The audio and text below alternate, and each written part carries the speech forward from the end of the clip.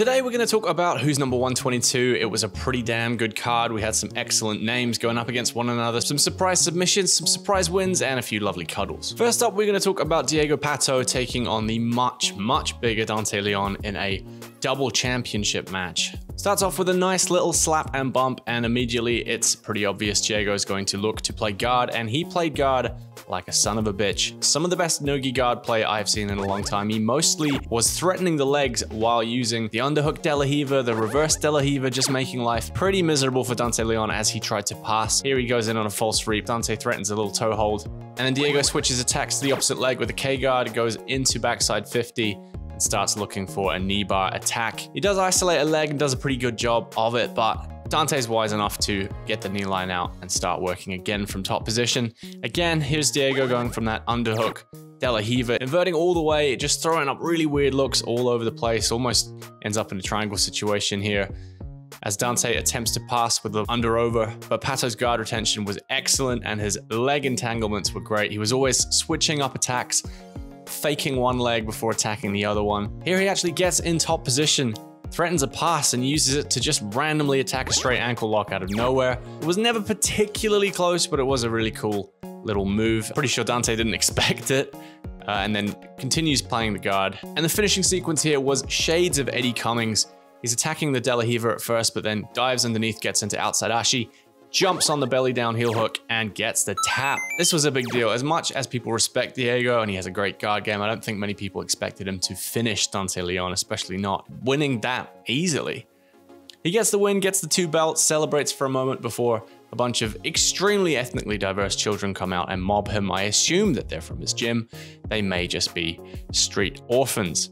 Next up, this was supposed to be Nicky Rod versus Mica Galvao, which would have been great, but Kenta Iwamoto from the B team stepped in after Nicky got injured again. Kenta was showing off some really cool stuff from the wrestling. He definitely won that arena for me. Lots of different looks. He starts off from the Russian tie here, looks for underhooks, goes for foot sweeps, and eventually he picks up a knee pick, but Mica counters so well into that flying armbar. Just classic Mica Galvao stuff. Kenta does a really good job of stepping over and escaping this eventually. Definitely one for the highlight reel for Mica though. Back in the wrestling, and again, Kenta does some really nice stuff, looking for the knee picks and single legs, but every time he takes down Mica, Mika's got something up his sleeve, uses the shoulder crunch to hit a triangle here, gets the angle really well. Kenta has to desperation belly down step over to escape this one. And Mica does actually switch over to an armbar attack, which looked pretty deep. Kenta again does a really good job of escaping, and they wind up back on the feet. And that circle of Kenta winning the wrestling and immediately jumping into a submission attempt continues as their single leg turns into a really deep guillotine.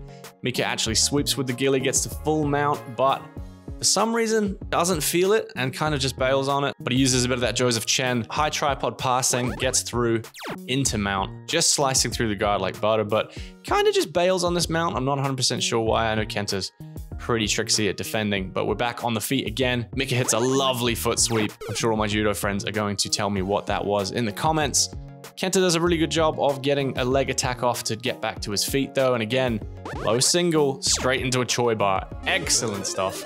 As soon as he gets taken down, he is threatening. Big double leg from Kenta gets it back down to the mat, and Mica starts hunting for the omoplata gogoplata double attack, which he eventually turns into a beautiful belly down armbar, which looks extremely dangerous, but everyone at B team is well versed in escaping armbars. Kenta's no different. Forces his way back up into turtle, but from there, Mica does hit the go around to take the back, and it's elementary. Slips one arm under, eventually gets the rear naked choke. It's a really good match. Like, no, I don't think many people expected Kenta to put up that much of a fight. Obviously, on the mat, it was a bit of a mismatch, but the wrestling was good fun. Now, here's Andre Galvao pretending to be a normal human being in street clothes. Does look a little bit weird. But if you don't want to look weird while you're training, you're going to want to pick up some slick jiu-jitsu gear from today's sponsor, White in Black, an excellent company making some really tasty rash guards and shorts. You can go over to their website through the affiliate link in the description. Use Combat Arcade 40 at the checkout for a 40% discount. Make sure you do go through the link in the description. The channel gets a little bit of money back for that. Thank you to White in Black for supporting the channel. Now let's talk about the main event of the evening. Nicky Rod takes on the big man, Victor Hugo. If you're not familiar with Victor Hugo, one of the better bottom players in those heavyweight upper weight class limits. He is a big boy, even next to Nicky Rod. So Nicky comes out looking to wrestle, doesn't have to. Victor Hugo happy to hit the jumping guard pull, which is very nasty. Pretty quickly sets up an omoplata. It was the submission attempt of the day, but he's using it as a double attack because when Nicky turns to bail, he exposes the legs and can attack from there as well. Hits a nice little butterfly sweep into the omoplata, which Nicky does a good job of defending, but again, into the leg locks. Starts looking for an E-bar. Nicky does a very good job of bailing on it. But for some reason, Nick really had a difficult time trying to get around the guard of the big man. He just really didn't look on his game this time around. Obviously, he needed to be really careful. Victor is a dangerous man. As you can tell from here, it's a big double armbar attempt. It looked really deep for a moment. Obviously, Nicky Rod literally sells an armbar defense escape DVD, so he gets out and starts looking to pass again. An attempt at an over-under back step pass gives Victor a little bit of a bite on the leg, and we see him go for the first heel hook of the match. Again, Nicky does a really good job keeping his knee line out and actually uses that to pass into side control and start looking for that body lock stuff that he loves so much. Looks absolutely exhausting. Victor does a really good job to get half guard back here. And eventually we end up back outside. Nicky tries to step around for the north-south. Victor just stiff arms his way out. But this is definitely Nick's best work in the match, just forcing his way through the guard until Victor manages to get his retention back and start threatening again with the reverse De La Riva. A frustrated Nicky Rod dives on a toe hold, which did look nasty, and we know he can crack people's legs with that, but Victor rolled out pretty easily. Nick bails on attempting the pressure passes, starts looking for more back steps, which puts him in danger of the tripod sweep. Victor gets on top right at the end of the match, starts hunting for the back, turns it over into mount. Nicky's doing a really good job of trying to escape, but with only 10 seconds left in the match, Victor gets the hooks in, starts trying to crank on the face. But Nick just muscles his way out, sits up into guard, and that is the end of this one. Victor Hugo with, I'm going to say, an upset win against Nicky Rod.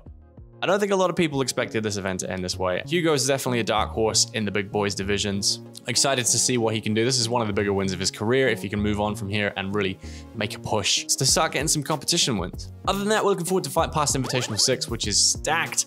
Just announced J-Rod's also going to be on there, so that's almost every B-Team member. And after that, we have Polaris 27 in Wales, which I'm hoping I might be able to get down to.